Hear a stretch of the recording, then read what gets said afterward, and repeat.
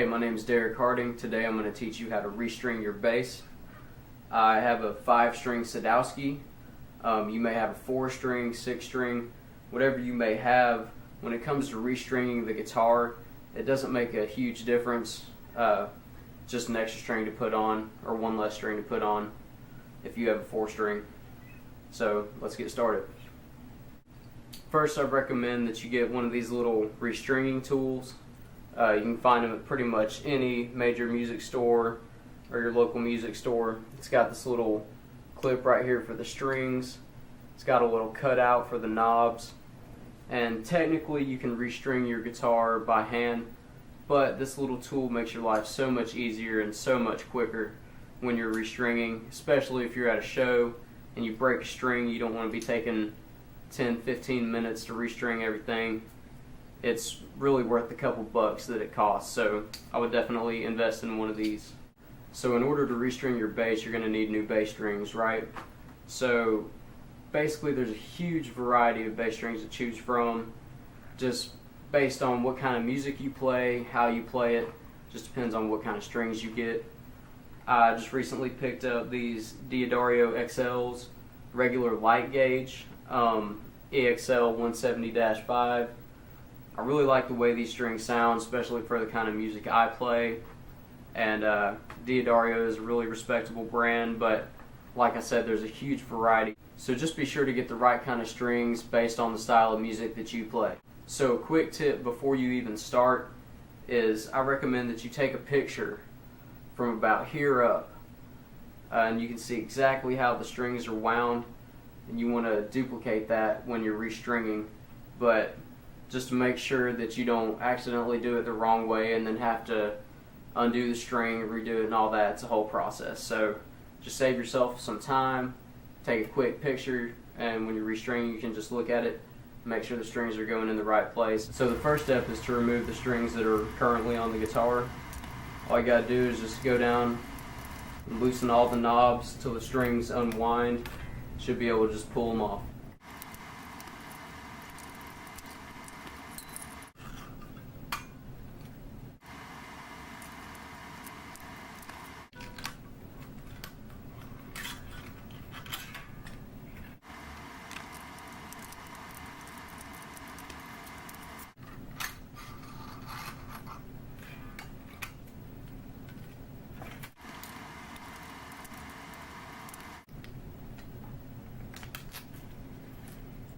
So once you've loosened all your strings, what you want to do is just push them out like this, and then just pull them the rest of the way out.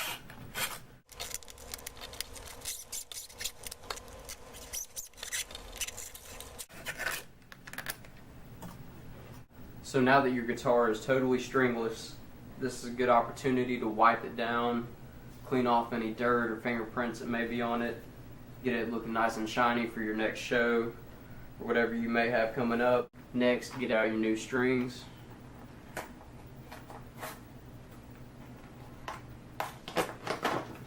You put in the new strings just like you took the old ones out.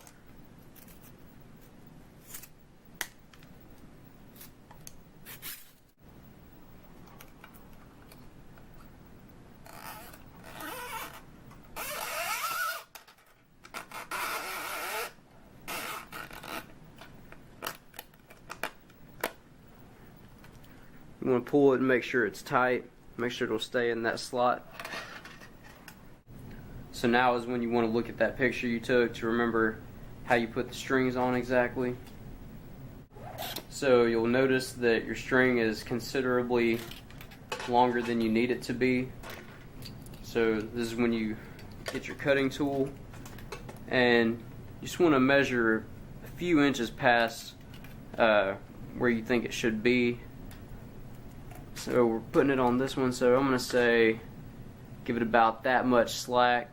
So you want to give it enough to wind it in, make sure it stays in place, but at the same time you don't want to have strings poking out of your guitar everywhere. So just want to cut, say about right here.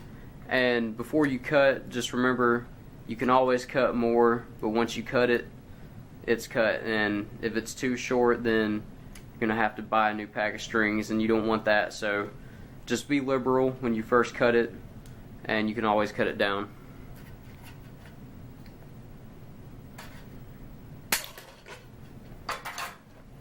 Alright, next, there's a hole in each one of these. Just want to push it down, loop it around, just mash it down like that. You want to make sure, if you have a bar right here, you want to make sure it's going the right way. So for my guitar, the lowest string goes under that.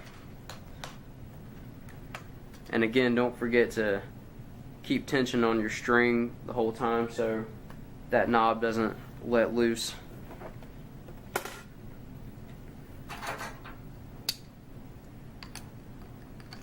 Now this is where you want to tighten it up. Make sure your string is being wound the right direction. You just want to wind it until it's finger tight, so to speak. You don't want to over wind it, because one of two things will happen. Either your string will snap, and most likely with these heavy strings, it'll be your bass neck that snaps. It'll just snap your guitar in half, so be careful not to over tighten it. Once it gets to where you can pluck it and you can hear a little tone, then you just need to finger tighten it from there on. So basically, you just repeat that process for the rest of the strings.